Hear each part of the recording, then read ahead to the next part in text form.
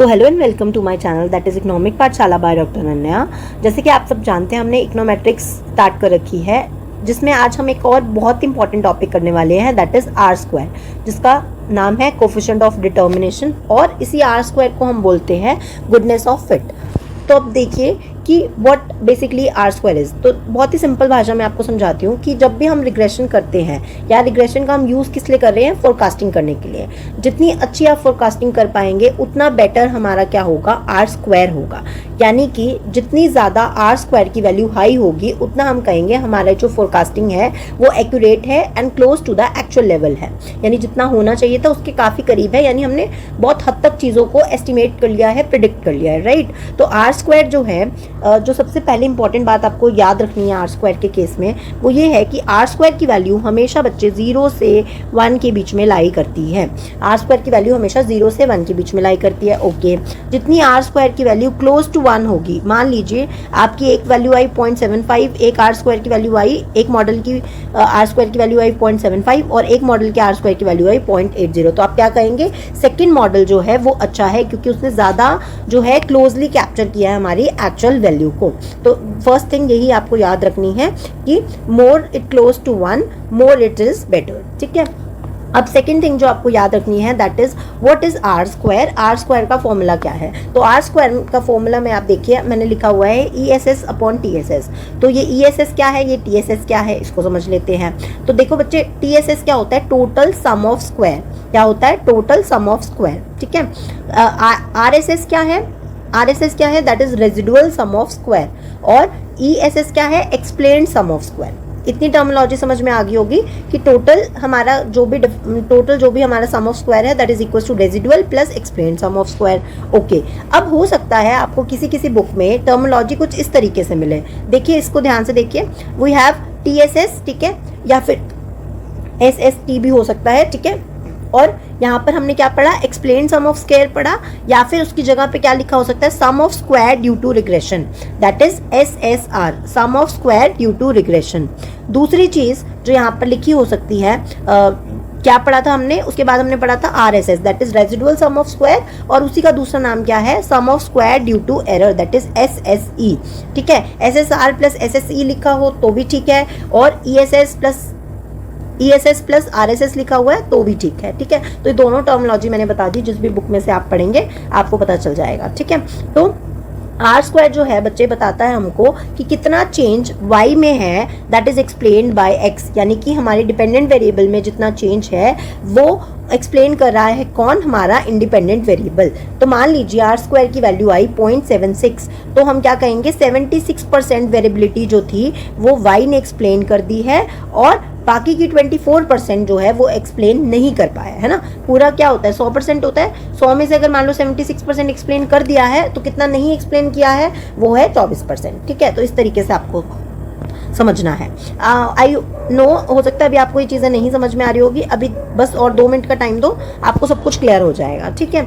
अब ये देखिए, इस फॉर्मूला में ESS अपॉन TSS है, तो जब भी आप कोई न्यूमरेटर की बात करते हैं, आपको पता है इसका और इसका कैसा रिलेशनशिप होता है, पॉजिटिव, और इसका और इसका कैसा रिलेशनशिप होता है, नेगेटिव। यानी कोई भी रेशियो है उसमें आर मतलब ऊपर जो है न्यूमरेटर है उसके साथ पॉजिटिव और नीचे वाले के साथ नेगेटिव रिलेशनशिप होता है, राइट। तो यानी ये बढ़ेगा तो आर स्क्वायर बढ़ेगा, सिंपल। अगर ESS बढ़ेगा तो आर स्क्वायर बढ़ेगा, आर स्क्वायर बढ़ेगा तो इसका मतलब हमारा गुडनेस ऑफ फिट है, यानी कि हम बहुत अच्छे से प्रिडिक्ट कर पा रहे हैं, पहली चीज़। दूसरी चीज़ है, अगर हमारा TSS बढ़ेगा यानी कि हमारा डिनोमिनेटर बढ़ेगा, तो ओवरऑल आर स्क्वायर की वैल्यू जो है वो क्या होगी, घटेगी, ठीक है। तो इसका मतलब हम उतनी अच्छी प्रेडिक्शन नहीं कर पा रहे।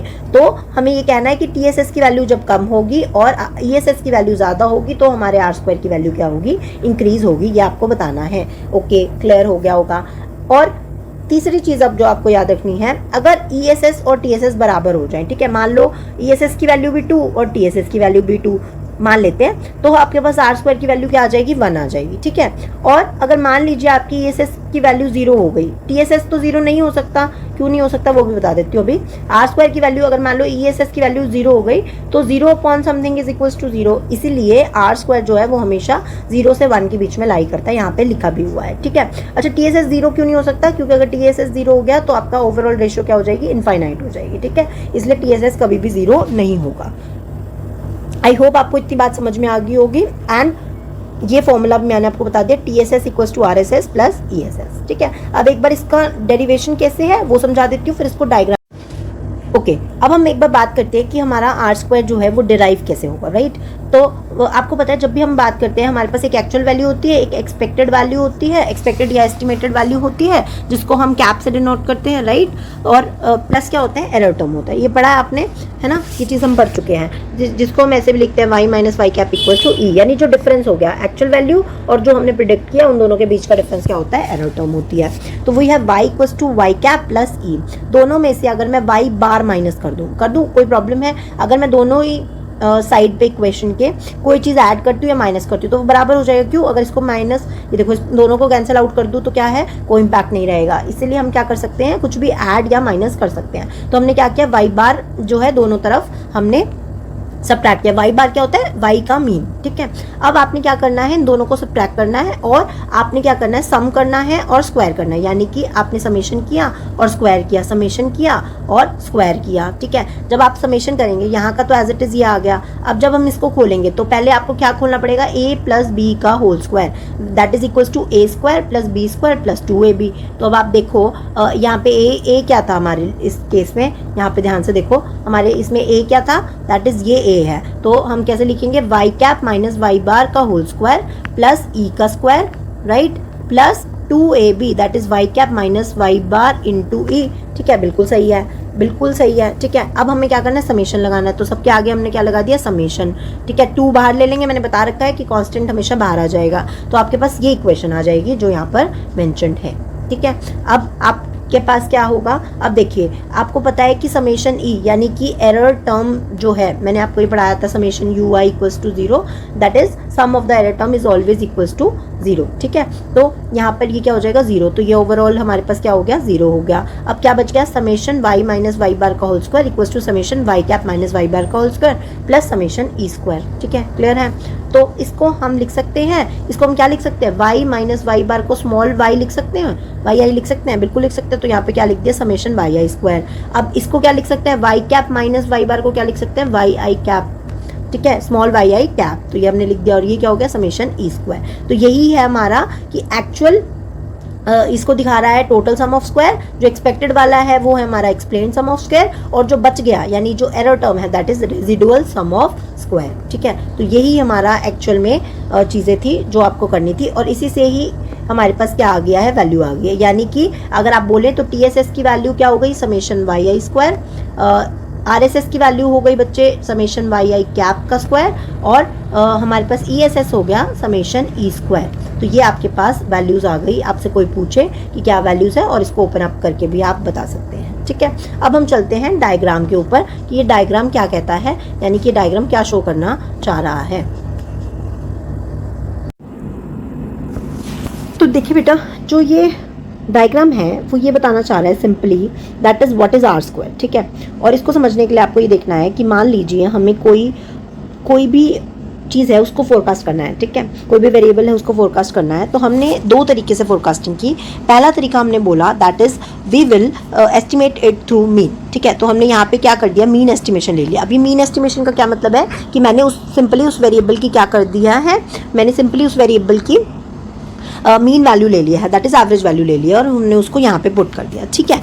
ओके, तो अगर आप इस डायग्राम को ऐसे देखें कि I have a mean value this, ठीक है, जिसको हम वाई बार कह रहे हैं, and we have a actual value Y, ठीक है, कि ये हमने एस्टिमेट करी है मीन वाले से और ये हमारे पास एक्चुअल वैल्यू आई है, ठीक है। तो ये देखेंगे, इस गैप को हम क्या कहेंगे कि भाई देखिए हमारी जो फोरकास्टिंग है, जो हमारी प्रिडिक्शन है वो इतनी दूर है, यानी कि मीन वैल्यू से वो इतनी दूर है, यानी इतना गैप है, यानी इतना हमारा मॉडल जो है या इतना हमारी प्रिडिक्शन जो है वो एक्सप्लेन नहीं कर पाई है, ठीक है, यानी देयर इज अ गैप, ठीक है। बट आप देखेंगे अगर हम मीन वैल्यू लेते हैं इससे हमारा काफ़ी गैप आ रहा है, ठीक है। तो इसका ऑल्टरनेट हम क्या लेते हैं, we will use it as, मतलब हम इसको क्या लें, हम इसको पॉपुलेशन रिग्रेशन फंक्शन से कर लें, यानी रिग्रेशन के थ्रू अगर हम इसको क्या करें, फोरकास्ट करें तो क्या हो जाएगा, then we will do like this, that is we have PRF, ठीक है। और यहाँ पे PRF जो वैल्यू होती है वो क्या होती है, वाई कैप होती है, आप सबको पता है। ये एक्चुअल वैल्यू है, ये मीन वैल्यू है और ये क्या है हमारी, ये हमारी हो गई estimated value using the regression. तो अब आप देख रहे हैं जब हमने रिग्रेशन वैल्यू से या रिग्रेशन मॉडल से फोरकास्ट किया है तो इसका जो गैप है आपस में वो क्या हो गया है, कम हो गया, राइट। तो बिल्कुल ठीक बात बोली है मैंने। तो इसका मतलब हमें किससे बेटर फोरकास्टिंग मिलती है, यानी रिग्रेशन से मिलती है। तो अब आप ये देखिए जो एक्चुअल है और जो मीन है उसके बीच का जो डिफरेंस है, अगर मैं ऐसे कर दूं कि y माइनस वाई बार, अगर ऐसा कर दूं तो इसकी वैल्यू क्या हो जाएगी, 0 हो जाएगी। आप सबको पता है कि मीन डेविएशन, ये आपने पढ़ रखा होगा स्टैटिस्टिक्स में, इसको हम क्या बोलते हैं, मीन डेविएशन, यानी मीन से हमारी क्या वैल्यू डेविएट कर रही है, एवरेज से कितनी वैल्यू डेविएट कर रही है, और उन सब का सम कर दे तो वो 0 हो जाता है। इसीलिए हम क्या करते हैं, हमें डिस्टेंस निकालना होता है तो हम इसका स्क्वायर कर देते हैं, ठीक है। क्योंकि हमने ये भी पढ़ा है अपने स्टैटिस्टिक्स में, मीन की एक कैरेक्टरिस्टिक्स होती है, दैट इज जो उसका sum of square of deviation from the mean is minimum, हमेशा क्या आता है, मिनिमम आता है। इसीलिए जब हमने OLS भी पढ़ा था तब भी हमने उसका क्या किया था, जो है स्क्वायर किया था, ताकि उसका जो डिफरेंस है वो हमें पता चल सके, ठीक है। तो हम ये कहते हैं कि मिनिमम है, लेकिन जब हम रिग्रेशन वैल्यू से चेक कर रहे हैं तो इसकी वैल्यू क्या आ रही है, नियर आ रही है या क्लोज आ रही है टू द एक्चुअल वैल्यू। तो इसी चीज़ को एक्सप्लेन कर रहा है RSS। तो y माइनस वाई बार जो है ये टोटल सम ऑफ स्क्वायर है, यानी टोटल चीज़ को एक्सप्लेन कर रहा है, डिफरेंस को एक्सप्लेन कर रहा है एक्चुअल और किसके बीच में, एस्टिमेटेड के बीच में। तो इसलिए इसका नाम हमने क्या दे दिया, टोटल सम ऑफ स्क्वायर, यानी जितना डेविएशन है। और जो हमारा रिग्रेशन से प्रिडिक्ट हो गया, यानी कि इतनी वैल्यू तो हम रिग्रेशन से करीब ले आए ना, इतनी तो हमने प्रिडिक्ट कर ली, इसलिए हमने इसको क्या बोल दिया, ESS, that is explain sum of square, यानी कि इतनी वैल्यू जो है, इतना पार्ट जो है हमारे रिग्रेशन मॉडल ने एक्सप्लेन कर दिया, इसलिए उसका नाम क्या बढ़ गया, एक्सप्लेन सम ऑफ स्क्वायर। अब तीसरी चीज़ आती है जो बच गया, जो ये भी नहीं एक्सप्लेन कर पाया। कौन नहीं एक्सप्लेन कर पाया, इसको मैं थोड़ा सा इससे कर देती हूँ। जो कौन भी एक्सप्लेन नहीं कर पाया, जो इवन रिग्रेशन मॉडल भी एक्सप्लेन नहीं कर पाया, उसको हमने क्या बोल दिया, एरर टर्म बोल दिया, या फिर हमने क्या बोल दिया, रेजिडुअल सम ऑफ स्क्वायर बोल दिया। दैट इज वाई, यही कारण है जिसके कारण हम बोलते हैं कि जितनी ये जो वैल्यू होगी, यानी कि इसको मैं इसी में दोबारा से बता देती हूँ कि जितनी ये वैल्यू क्लोज होगी किसके, यानी कि जितना ये हमारी रिग्रेशन लाइन जो है, ये हमारा रिग्रेशन मॉडल है, जितना ये एक्चुअल वैल्यू के करीब होगा, यानी जितनी ESS की वैल्यू बढ़ेगी, यानी जितना ये वैल्यू बढ़ेगी तो इसका मतलब ये लाइन और ऊपर की तरफ शिफ्ट हो जाएगी, ऊपर की तरफ शिफ्ट होगी, यानी हमारा एरर जो है वो उतना ही कम हो जाएगा। इसीलिए हमने बोला कि जो R² है वो ये देखता है कि टोटल सम ऑफ स्क्वायर में, यानी टोटल जो आपको प्रिडिक्ट करना है उसमें से ESS, यानी कि हमारा जो रिग्रेशन मॉडल है वो कितना प्रिडिक्ट कर लेता है। इसीलिए हम R² को क्या बोलते हैं, गुडनेस ऑफ फिट भी बोलते हैं, कि भाई जितना ज़्यादा R² की वैल्यू उतना हमारा मॉडल जो है वो एक्चुअल वैल्यू के करीब लेके जा रहा है, ठीक है। आई होप आपको ये बात समझ में आ गई होगी, जितनी ESS की वैल्यू इसलिए ज़्यादा होगी उतना हमारा मॉडल क्या होगा, बेटर होगा। इसी से ही बना है R²। आई होप आपको ये कॉन्सेप्ट बहुत अच्छे से समझ में आ गया होगा। अब एक और कॉन्सेप्ट है जो R² से रिलेटेड है, दैट इज एडजस्टेड R², जो कि मैं अभी आपको एक्सप्लेन कर देती हूँ। ओके, सो अब बात करते हैं एडजस्टेड R² की, which is an extended version of R²। तो बच्चे R² का यूज़ हम करते हैं for the goodness of fit, ये चेक करने के लिए क्या हमारे मॉडल में जो भी हम वेरिएबल्स ले रहे हैं that is adding value to the model और नॉट, ठीक है। ये हम चीज़ चेक करते हैं R² से। पर एडजस्टेड R² जो है वो इसका बेटर और करेक्टेड वर्जन है। क्यों? क्योंकि R² क्या होगा, एक एग्जांपल से समझते हैं कि जैसे जैसे आप कोई भी वेरिएबल ऐड करेंगे, इंडिपेंडेंट वेरिएबल हमारे मॉडल में, तो R² की वैल्यू इंक्रीज होगी। लेकिन there might be a possibility जो एडजस्टेड R² है उसकी वैल्यू क्या हो जाए, इंक्रीज होने की बजाय डिक्रीज हो जाए। वो एक साइन है, एक सिंबल है, ये शो कर रहा है कि आपको वो वेरिएबल ऐड ऑन नहीं करना है। इसको आप इस एग्जाम्पल से समझिए। देखिए x1 था तो आपके पास R² की वैल्यू थी 0.677, देन 705, जैसे x2 ऐड किया, फिर x3 ऐड किया तो 845 हो गई, x4 ऐड किया तो 903 हो गई, x5 ऐड किया तो 972 हो गई। तो इसका मतलब क्या हुआ कि R² की वैल्यू तो इंक्रीज हो रही है। इसका मतलब ये सारे वेरिएबल्स क्या है, यूजफुल है टू एक्सप्लेन, ये क्या इंडिपेंडेंट वेरिएबल्स हैं, यानी ये सारे इंडिपेंडेंट वेरिएबल्स बहुत इजीली एक्सप्लेन करें हमारे डिपेंडेंट वेरिएबल्स को। बट क्या ये एक्चुअली में ट्रू है? तो आंसर इज नो। क्यों नहीं है? देखो एडजस्टेड R² में बच्चे क्या होता है, एडजस्टेड R² में आपकी वैल्यूज़ देखो 0.676 है, 703 हुई, अगला वेरिएबल ऐड ऑन करने पे फिर 844, देन 902, और उसके बाद एक पॉसिबिलिटी है कि आपकी वैल्यू क्या हो जाए, 0.895 हो जाए। जैसे ये वैल्यू डिक्रीज हुई, इसका मतलब जो x5 वेरिएबल है that is not of use to your model. क्यों नहीं है? क्योंकि इससे आपकी एडजस्टेड R² की वैल्यू क्या हो गई, डिक्रीज हो गई, यानी कि ये आपके डिपेंडेंट वेरिएबल को पूरी तरीके से एक्सप्लेन नहीं कर रहा है, यानी ये यूज़फुल नहीं है, ठीक है। तो इसका मतलब हमें इस वेरिएबल को ड्रॉप कर देना चाहिए। ये हमें एडजस्टेड आर स्क्वायर से पता चलता है, ठीक है। ये बेसिक कॉन्सेप्ट है, अगर आपको ये समझ में आ गया तो बहुत ईजिली आप समझ जाएंगे। एडजस्टेड आर स्क्वायर को हम आर बार स्क्वायर से डिनोट करते हैं, और आर स्क्वायर तो आर स्क्वायर है ही हमारा, ठीक है, जिसको हम कोफिशिएंट ऑफ डिटर्मिनेशन में बोलते हैं। अब इसकी कुछ प्रॉपर्टीज़ हैं, आपको ये ध्यान रखना है। एडजस्टेड आर स्क्वायर जो है वो इंक्लूड करता है हमारे इंडिपेंडेंट वेरिएबल्स को on the merit. On the merit का क्या मतलब है? ऑन द मेरिट का ये सिंपल सा मतलब है, इतना सा मतलब है कि भाई जिसकी ज़रूरत होगी उसी को रखेगा, और जिसकी ज़रूरत नहीं है उसको नहीं रखेगा। एडजस्टेड आर स्क्वायर जो है वो नेगेटिव हो सकता है, जबकि आर स्क्वायर कभी भी नेगेटिव में नहीं जाएगा। एडजस्टेड आर स्क्वायर नेगेटिव में भी हो सकता है, लेकिन आर स्क्वायर कभी भी नेगेटिव नहीं हो सकता, ठीक है। एडजस्टेड आर स्क्वायर की वैल्यू आप देख लीजिए, इस मॉडल के एग्जाम्पल में भी देखेंगे तो आप देख रहे हैं कि हमेशा इसकी वैल्यू जो है एडजस्टेड आर स्क्वायर की वैल्यू हमेशा कम है, ठीक है, as compare to R square, ठीक है। उसके बाद R square and adjusted R square जो है वो डिफर करते हैं in the terms of degrees of freedom में भी वो क्या करते हैं, डिफरेंट हो सकते हैं। अच्छा, आर स्क्वायर की वैल्यू जैसे मैंने बताई थी 0 से 1 के बीच में लाई करती है। 0 बताता है कि कुछ भी एक्सप्लेन नहीं कर रहा है, एंड 100% बताता है दैट इज़ फुली एक्सप्लेन कर रहा है। कौन? जो एक्सप्लेन सम ऑफ स्क्वायर है वो फुली एक्सप्लेन कर रहा है टोटल सम ऑफ स्क्वायर को, ठीक है। उसके बाद लास्ट जो है वो है that R square can be negative if R square is close to 0। R square negative हो सकता है अगर आर स्क्वायर की वैल्यू जो है, एडजस्टेड आर स्क्वायर नेगेटिव हो सकता है अगर आर स्क्वायर के क्लोज है, ठीक है। तो ये बात आपको ध्यान रखनी है। मेजर आपको बस 2 ही इंपॉर्टेंट बात याद रखनी है जो कि मैंने आपको समझाई कि why R adjusted R square is a better version. जब भी हम आप कोई आगे मॉडल पढ़ेंगे या रिग्रेशन कभी रन करेंगे, एग्जाम्पल्स देखेंगे, तो आप देखेंगे कि आर स्क्वायर से ज़्यादा एडजस्टेड आर स्क्वायर को इंपॉर्टेंस दी जाती है, और this is the reason why. I hope आपको ये दोनों कॉन्सेप्ट बहुत अच्छे से समझ में आ गए होंगे। अगर नहीं कुछ भी समझ में आया देन प्लीज़ लिखिए कमेंट बॉक्स में, ताकि मैं आपको इसको फिर और किसी बेटर वे से समझा सकूँ। Thank you.